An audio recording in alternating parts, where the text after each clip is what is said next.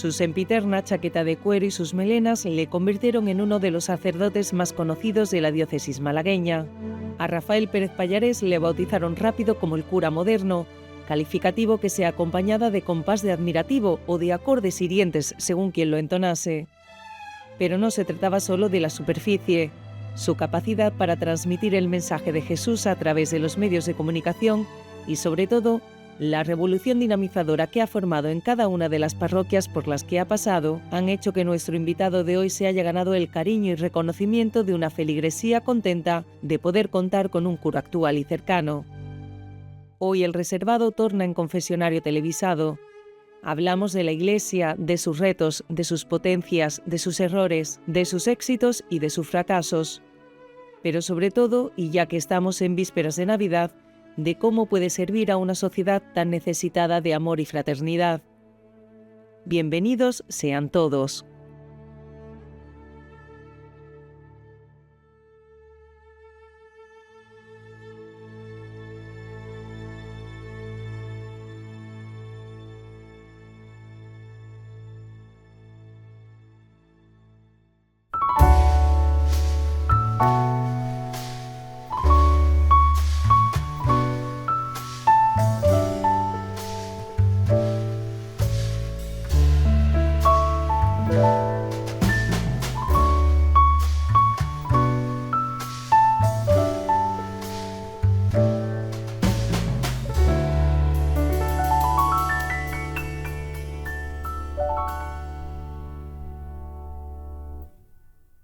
Rafael Pérez Pallarés, muy buenas. Hola, ¿qué tal? O digo mejor Ave María Purísima. Te podría responder sin el ave concepta, o como estamos en Navidad, feliz Navidad. Feliz Navidad a ti también, por supuesto. Encantado de que estés en este reservado, que no en un confesionario, aunque si quieres nos confesamos el uno al otro en igualdad de condiciones, si te parece. Sabes que hay gente para todo, ¿no? Desde luego. Si te dejaras confesar por mí, yo no sé cómo podía terminar esto, desde luego. No sé, hay demasiada presunción en ese tema, ¿sabes? Hay gente que se cree que tienen demasiados pecados y lo que tienen son demasiados errores. Pero no es lo mismo un error que un pecado. No. Para que haya pecado tiene que haber conciencia, libertad y voluntariedad. Y a veces erramos sin querer. El dolo. Ya. Y sin dolo no es pecado. Sin dolo lo tenemos más complicado. Entonces a lo mejor nos ponemos a hacer, como tú dices, y es más ligerita, ese enunciado, ¿no? Y nos quedamos... Vamos a quedarnos muy bien entonces después de este reservado. Rafael Pérez Pallarés, párroco del Buen Pastor, de la Divina Pastora, delegado diocesano de Medios de Comunicación Social, capellán de invidentes y sordos y miembro del Colegio de Consultores. ¿Todos esos son los cargos que aparecen en tu tarjeta de visita, tienes? No. Además siempre hay un problema con eso, porque como a veces cambian, por ejemplo, de capellán lo dejé hace unos años. Anda. Hay un sacerdote que lo está haciendo, muy bien, por cierto. Y es verdad que muchas veces con los cargos, primero, no dejan de ser volubles, porque vas cambiando. Está a lo mejor en el Consejo de Presbiterio también y no aparece, eso me da igual. De hecho, me ha ocurrido una anécdota muy curiosa porque voy a participar en un congreso del dolor, de la Asociación Andaluza del Dolor. Y me dice, ¿qué te ponemos, Rafael? Y digo, pon sacerdote diocesano. Es que eres cura, luego sirves donde sea, ¿no? Incluso director espiritual, como empezaste a decir, director espiritual de Prendimiento, Dulce Nombre, La Alegría, La Pastora y Crucifixión. Los cargos en un cura, a mi juicio, bueno, pueden ayudar para orientarte, ¿no? Pero sobran. Lo importante es ser sacerdote. Ser sacerdote, que lo eres las 24/7, que se dice 24/7. ahora, y para todos los cometidos que pueden darse. Sí, y además eso, siempre en permanente estado de alerta en el sentido limpio de la palabra, porque donde hay que estar, allí habrá que ir. Eres también el cura de la chupa de cuero. Sí, eso dicen. Es curioso... Hoy no, hoy me has venido de una forma muy formalita. En Navidad, entonces habría que venir más arregladete. Sí, es curioso, pero era algo que me siento cómodo con... No tengo moto, ¿eh? Nunca me he montado en una moto, aunque incluso hubo quien juraba y perjuraba que un día me vieron caer de una moto. No es real. Además te vieron caer, ni siquiera te vieron No llegué a alta velocidad. No llegué a caer, ni en la moto ni al suelo. Es una chupa de cuero la tuya, habitual, además muy ochentera, un poco punky incluso. Bueno, sí, tengo días. Yo me muevo por emociones y lo que me gusta me lo quedo, siempre que haya una austeridad. Importante. Eres considerado el cura moderno. Dicen. Yo me gusta más actual. De todas formas, yo creo que ya vamos contemplando los años, cómo van pasando, y yo creo que hay ahora curas muy actuales y muy modernos. Y en aquel momento, pues cuando la gente te lo pone, necesitan ubicarte. A veces erróneamente, porque en Torremolinos me llamaban el cura rojo, y yo de rojo ahora voy de negro. Entonces, la Iglesia no es de izquierda ni de derecha, es de Jesucristo, y mi pensamiento en ese sentido no se adscribe a ninguna ideología política. ¿Pero por qué eras el cura moderno, aparte de la chupa de Pues mira, cuero? yo creo que porque saludé al alcalde que era del PSOE. Fui educado. ¿No se puede ser educado en la vida? Saludaste a un alcalde del PSOE. Sí. Entonces ya vamos calzando unos años, ¿no? Sí, pero la vida es así, igual que saludo también con mucho cariño a nuestro alcalde de Málaga, un gran hombre además. Te ha entrevistado, hablábamos antes, me contabas, Jesús Quintero, te ha entrevistado Manu Sánchez, también has sido un cura muy mediático, seguramente que por tu faceta, tu programa de Canal Sur, tu faceta como director, delegado de medios de comunicación.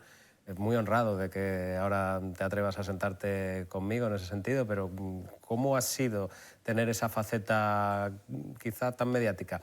¿Ha provocado eso también envidias dentro de tu diócesis?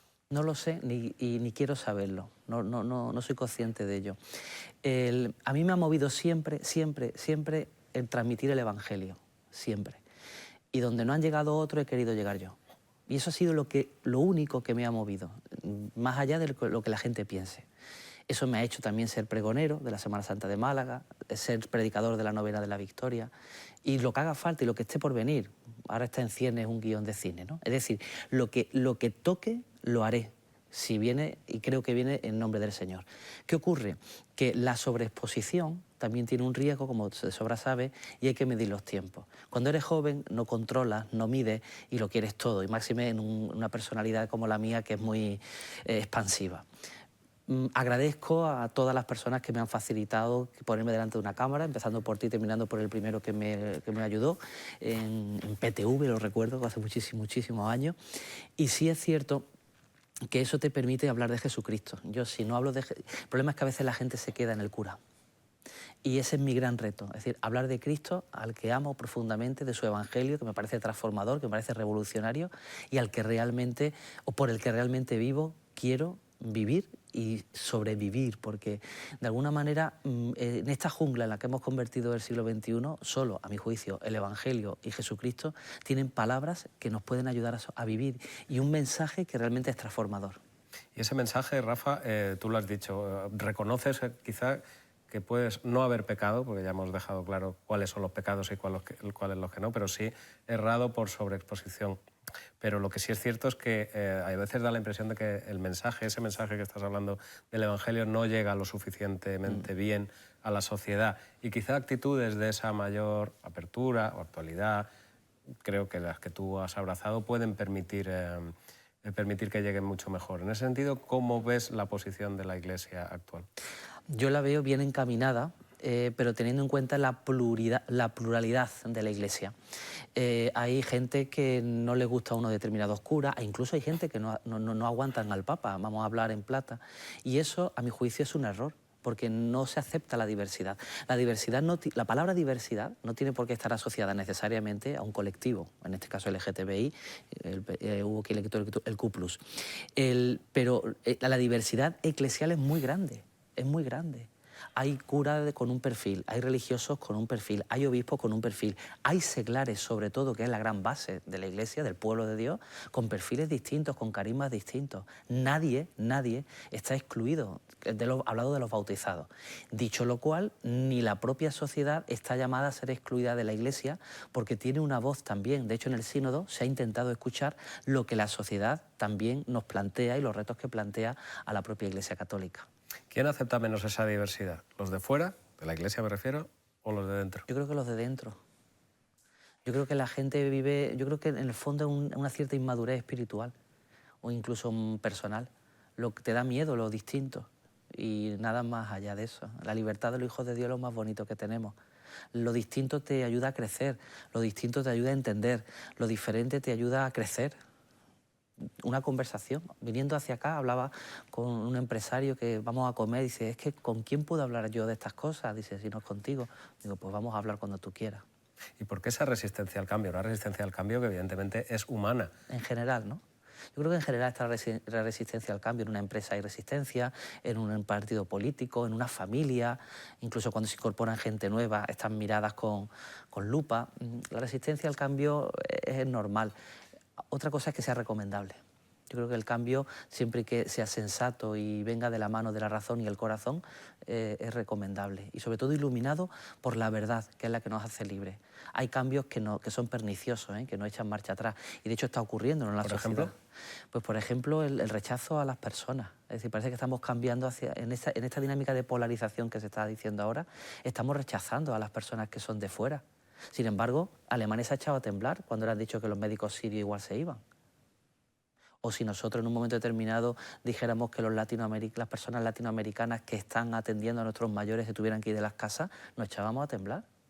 Entonces, un ejemplo es decir, tenemos unas dinámicas políticas, pero no de ningún partido concreto, en general me refiero de la polis, de la gestión de la polis, que en un momento determinado lo que son perniciosas, son cambios que se buscan, pero esos cambios conducen a la libertad, conducen al respeto a la dignidad. Pienso también en la ley del aborto o en la ley de la eutanasia o en otras leyes que en un momento determinado no terminan de encajar, como puede ser, o que no terminan de reventar en el sentido limpio de la palabra, como la ley sobre la vivienda o la ley sobre migración, que son grandes retos que la sociedad tiene.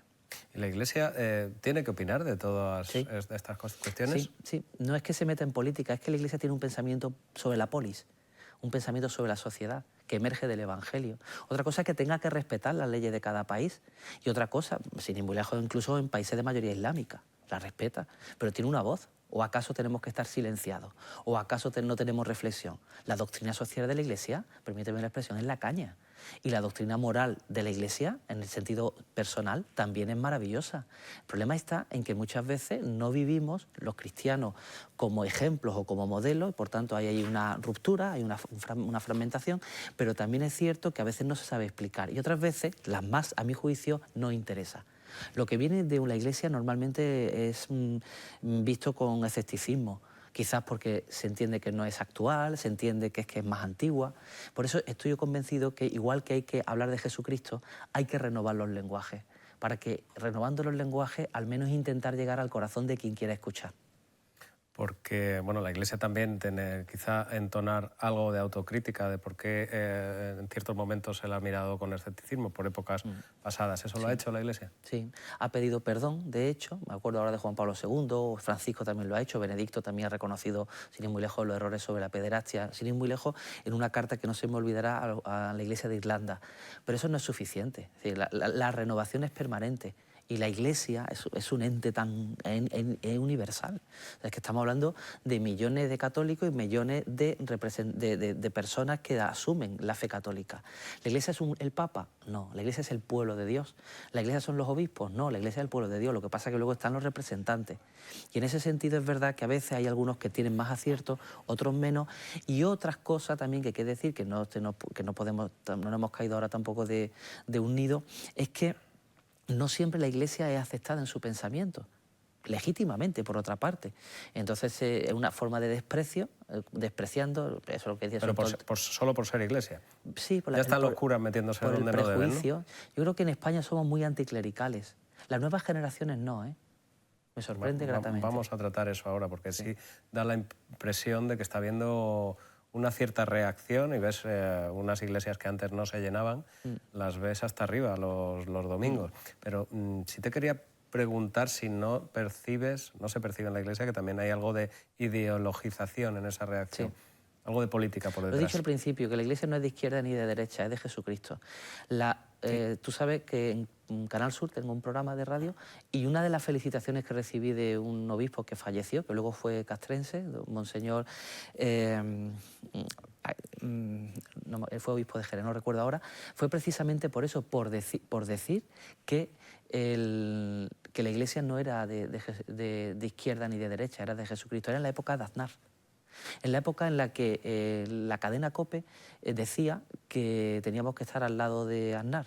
Y Juan Pablo II estaba diciendo que no, que la guerra de Irak no tenía ni pie ni cabeza porque era... Vamos, con todo mi respeto, el Vaticano está bien informado. Y para colmo, no solo eso, sino que además hay una doctrina que avala el desarrollo de la paz y no involucrarse precisamente en guerras. Entonces, muchas veces se ha pecado de eso, Y ahí sí, con forma consciente, libre y voluntariamente. Se ha querido escribir. Otras veces, históricamente, ha sido a donde te has tenido que agarrar. Pienso a lo mejor en quien te ha defendido en una guerra, en una contienda bélica. Pero la Iglesia debe ser libre. No se puede escribir a la izquierda ni a la derecha. Tendrá presupuesto de un lado y de otro. Y aún así, a mi juicio, ese maniqueísmo de izquierda a derecha, de buenos y malos, es pernicioso para la propia sociedad. Desde luego, es humano, desde luego, la reacción si te están atacando y la Iglesia está siendo permanentemente atacada, ¿no? Permanentemente, yo creo que no. Yo creo que no. Otras veces ninguneada directamente y otras veces respaldada y la gente escucha lo que dice la Iglesia. Y cuando hablo de la gente, hablo incluso de las instituciones, ¿no? Vamos, si queréis, en Málaga, ¿no? Yo creo que la Iglesia en Málaga está bien considerada por muchos malagueños, muchos. No solo los cofrades, que es un movimiento muy potente, sino por la obra social que realiza, por la tarea que se realiza en Cáritas, en Cotolengo, en Coliché con enfermos de SIDA, en la Hermanita de los Pobres, quitemos la obra social de la Iglesia en la ciudad de Málaga o quitemos la labor que se realiza, por ejemplo, a nivel de religiosidad popular en las cofradías o en las propias parroquias, dinamizando los barrios, y habría un gran roto. Y yo creo que eso la gente lo valora. Pero es que se percibe, más allá de ideologías. Sí. Porque y de identificaciones más o menos intencionadas, ¿no?, de la Iglesia con una La gente a veces habla ideología. mal de los curas, pero no de su cura. Y en Málaga no es difícil encontrar gente que hablan bien de los curas. Es fácil. La experiencia que han tenido en su juventud, la experiencia que han tenido en los colegios, es buena. Habrá de todo, ¿eh? Y animo a que la gente se exprese con libertad. De ti como cura siempre cuentan, Rafael, pues aparte de lo de la chupa de cuero, ya menos puesta, que revolucionas aquellas parroquias por las que pasas. La parroquia puede tener más, menor vida, pero una vez pasa Rafa Pérez Pallares por ella, es hiperactiva. Yo intento dinamizar, si la gente quiere que se sumen. Una parroquia no la hace un cura, ¿eh? Una parroquia viene a ser un dinamizador, un pastor que acompaña con sus errores y con sus aciertos. Y en ese sentido yo sí me muestro humano y quizá eso también pueda ayudar. Pero dicho lo cual, es la gente. El cura hace... De hecho, cuando te vas, permanece, o cuando te vas ya no permanece porque la gente no quiere, ya es que es el pueblo de Dios. Ahora, tienes que facilitar los cauces, la gente tiene que sentir la parroquia como propia, tienes que hablar un lenguaje en las homilías que la gente entienda, que no se duerman, tienes que facilitar que haya participación en los consejos parroquiales, en los consejos de economía, que estén las cuentas claras, que la gente si da 5 euros sepa dónde va, que si se cae un céntimo yo me agache a cogerlo porque respeto ese céntimo, que a lo mejor ha sido el casario del bolsillo, pero yo lo respeto. Hay que respetar la gente, su dinero, su tiempo, su fe, su formación, y si se propicia desde algunas parroquias, bueno, se propone. Luego hay parroquias que son más o menos receptivas y depende también. No es lo mismo una parroquia en Torremolinos Centro que una parroquia en la Cruz Verde. No es lo mismo una parroquia cerquita de aquí, donde tenéis los estudios, en San Ramón Nonato, que en la ciudad autónoma de Melilla o en Alameda y Fuentepiedra. Son realidades distintas. Hay que saber adaptarse a ellas también. ¿Cómo se hace para adaptarse a una parroquia del centro, Pues una mira, parroquia de barrio? No es una palabra vacía, ¿eh? Queriendo a la gente. Otra cosa es que la gente entienda que tú los quieres. Porque a veces el carácter, yo por ejemplo hablo de mí, mi carácter es desabrido aparentemente, sobre todo cuando estoy en una dinámica de trabajo y estoy pendiente de unas cosas, de otras, y la gente te reclama atención y a lo mejor ahí no estoy muy fino. Pero yo los quiero. Yo antes de llegar a una parroquia estoy rezando por ellos. Se nos llenan las parroquias, como estamos diciendo, pero donde no deja de haber crisis es en las vocaciones. Depende, porque los seminaristas en España han crecido. A lo mejor hay diócesis que no, Málaga no levanta el vuelo, pero hay diócesis que sí, y a nivel nacional el número de seminaristas, de gente que se están planteando ser cura, está subiendo en España otra vez. O sea, yo creo que es cíclico, como la sequía. ¿Y podemos hacer algo para que no haya crisis en ningún punto de España? ¿En qué puntos debería modernizarse quizá la Iglesia, adaptarse a aspectos actuales? Podemos, a ver, te digo, ¿podríamos abandonar el celibato luego, en algún momento? Ahora hablamos del celibato si quieres, pero para mí lo importante, para que haya vocaciones, tiene que haber experiencia de Dios. Si no hay experiencia de Dios, no es atractiva, no se despierta la espiritualidad y consecuentemente no puede resultar atractiva una vida religiosa. Y eso es muy importante en las comunidades. A más experiencia de Dios, especialmente en nuestros jóvenes, yo estoy convencido que sí. Con respecto al celibato, el celibato es una ley positiva que dentro de la Iglesia Católica, los católicos de rito bizantino orientales contemplan que los casados accedan al sacerdocio. Es parecido al diaconado en nuestro rito, que es el latino, que los casados pueden acceder a ser diáconos, a bautizar y a que bautizan, casan y también hacen ceremonias de funeral, ¿no?, de la exequia. Yo no lo contemplo como una opción cerrada, porque de hecho no puede estar cerrada al ser una ley positiva. ¿Que llegará? Sí. ¿Que es determinante para el aumento de vocaciones? Tengo dudas. Determinante, porque hay otra realidad, otros hermanos en la fe cristiana, como son los luteranos, los protestantes, los anglicanos, que tienen el mismo problema, o incluso los ortodoxos, tienen el mismo problema. El celibato. Y el celibato lo contemplan en las personas que acceden al sacerdocio porque quieren ser célibes, y hay otros que no. Y el problema, eso digo yo, que el problema no es tanto de un celibato, sino de un testimonio. Y también yo diría de un tema de aburguesamiento. Es decir, cuando los curas se viven bien y no viven cerca de la gente, viven como funcionarios, pero no en el sentido, que todo mi respeto al funcionariado, pero como personas, quita la palabra funcionario, viven con personas que entran en la iglesia, celebran la misa y se marchan, eso no es atractivo para nadie.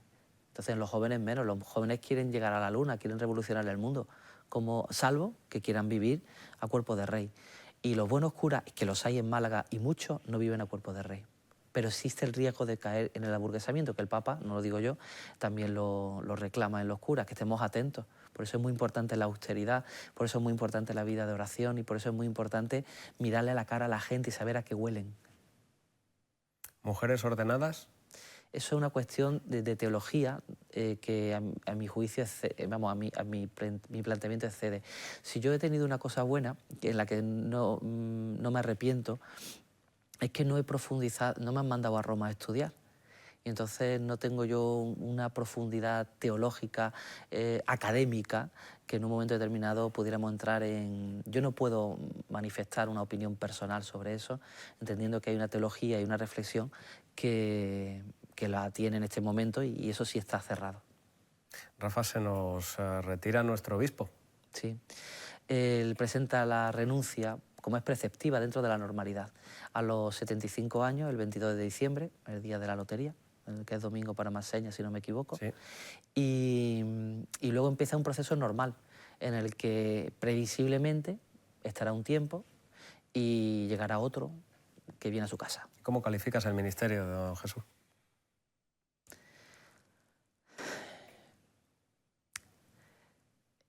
Describirlo con una palabra es complicado, porque yo creo que es una persona muy buena, de corazón, muy bueno, y es una persona que yo le propuse una vez, digo, don Jesús, ¿le puedo hacer un libro con su autorización biográfico que lo titule Jesús Catalá, el obispo desconocido de Málaga?